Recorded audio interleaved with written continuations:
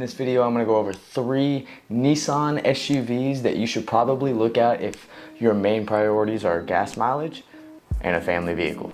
The first one I'm going to go over is the 2022 Nissan Rogue, which is the most common SUV probably bought as far as the Nissan lineup. Starting now in 2022, they're actually putting a 1.5 liter turbo engine in it, which boils down to a 3-cylinder. If you want me to go over an actual in-depth video on this engine, I can do that. Just drop a comment down below.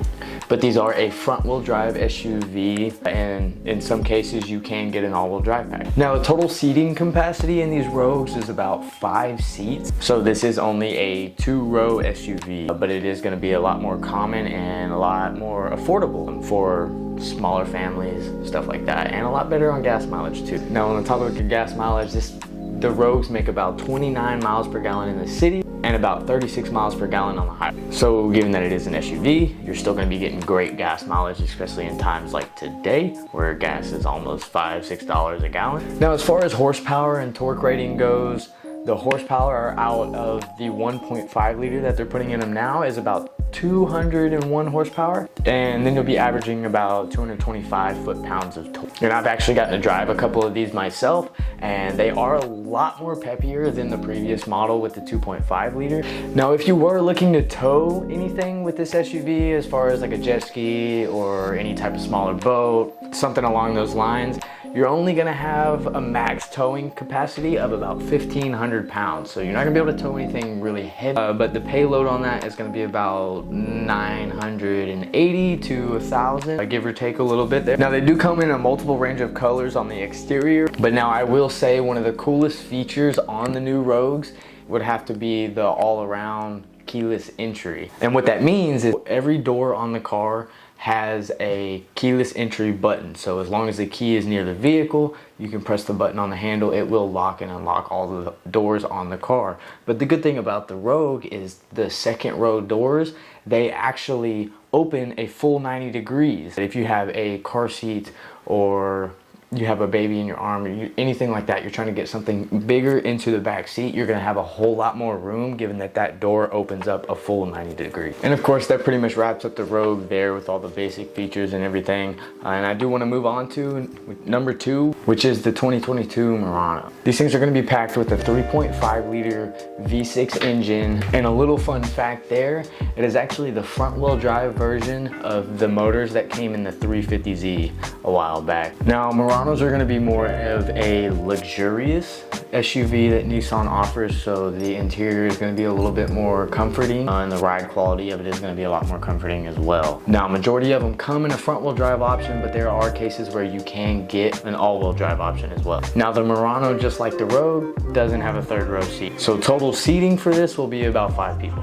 Now, we'll be dropping down a little bit in the gas mileage because on these it is a V6, so it's a lot bigger of a motor. You're going to be drinking a lot more gas. So those will be sitting around 20 miles per gallon in the city and about 28 miles per gallon on the highway. So if you're looking for more miles per gallon over comfort, I would definitely go with the Rogue instead of the Murano. But if luxury feel, more comfort is what you're looking for, and you can sacrifice some of the gas mileage, this might be the one for you. But that 3.5 liter V6 is pushing about 260 horsepower and about 240 foot-pounds of torque. So although the Rogue might be better on gas mileage, the Murano is definitely going to be a lot more powerful. And just to put it in perspective, like getting on the highway when you got to speed up really quick to get in front of somebody or anything like that, it's going to be a lot easier to do in the Murano because it has a little bit more of a pickup than the Rogue will. Now, if you were wanting to tow with the Murano, just like you would with the Rogue, it's going to be the same there with the towing capacity sitting about 1,500 pounds.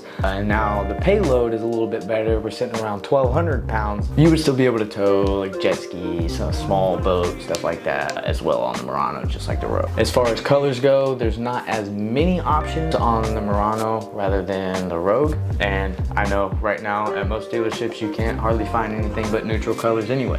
But that's enough of the Murano. We're pretty much good there. Let's get into one that's a little bit bigger and offers a little bit more than the other 2 models. And that one's gonna be the 2022 Pathfinder. Pathfinder. And again, in the Pathfinder, just like the Murano, we're rocking the 3.5 liter V6 engine, which is that VQ35DE. Now on the Pathfinder as well, you're gonna find mainly a front wheel drive option, but a lot of the times you can get a 4-wheel drive option as well. These Pathfinders are gonna be built more for an off-road kind of SUV, but a family vehicle as well. They wanted to kind of give it that more rugged off-road feel compared to the previous design. Now with the gas mileage, you'll be sitting kind of the same as the Murano, but now it is a bigger vehicle. It's a third row SUV, so it's a little bit heavier. So you'll be getting about 21 miles per gallon in the city and about 26 miles per gallon in the highway. Now we're pretty much sitting about the same as far as horsepower and torque goes, but on the Pathfinder specifically, you're gonna have about 284 horsepower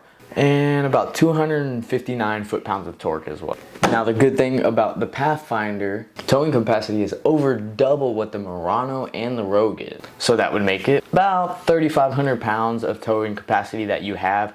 Now of course, given trim levels on all of these cars, we'll change that a little bit because you're adding extra features onto the vehicle that some of the lower trim levels don't have, which will weigh the car down even more, which affects your towing capacity and your payload. But getting on to the payload, on this one you're gonna be sitting about 1,500 pounds for a payload. And look, I know the market is insane right now. If this is helping you with your vehicle search or you're getting value out of this video in any way, do me a favor, drop a comment and let me know. How have I helped you? And if you're wanting any more info on any other cars, smash that subscribe button because I'll definitely be coming out with a lot more of these, giving you more informative content. But let's get back to it. Now on the exterior colors of these Pathfinders, we're gonna be seeing a lot more neutral colors out of these as well, just because of the way the market is with the chip shortage, all the parts shortage, stuff like that. But on the interior, you will get two different designs. One's gonna be the graphite, so the all black interior, and then of course you get the almond color as well. Now the cool thing with the Pathfinders is they're gonna have a lot more options on them. You're gonna be able to do more and choose from more. So as the trim levels go up, you'll get options of captain's chairs versus the second row bench. Some options offered in that 4-wheel drive package. And one other cool thing is they're supposedly coming out with a Rock Creek edition again. So seeing the new body style Pathfinders compared to the other body style Pathfinders in a Rock Creek edition, that's gonna be a lot better because this new design already has a more rugged and like kind of off-road feel to it. But that's it for this one, guys. You guys let me know, which one would you choose as far as the Nissan SUV lineup goes? Would you go for the Rogue? Would you go for the Murano?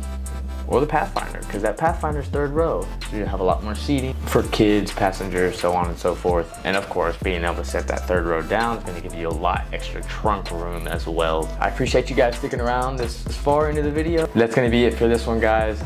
Don't forget, smash that like button.